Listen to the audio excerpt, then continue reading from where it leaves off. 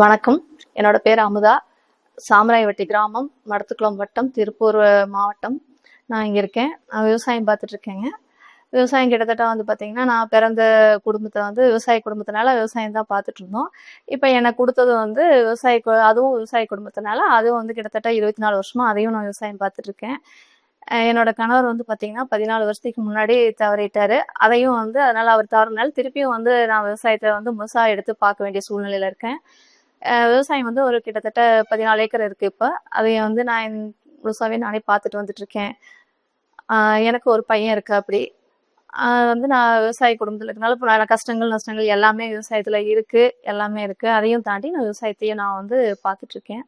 நான் வந்து விவசாயம் பார்க்கல ரொம்ப மகிழ்ச்சியா இருக்கேன். விவசாயத்தை வந்து நான் ஒரு பெண் விவசாயியா இருக்கிறதுல ரொம்ப பெருமைப்படுறேன். நன்றி.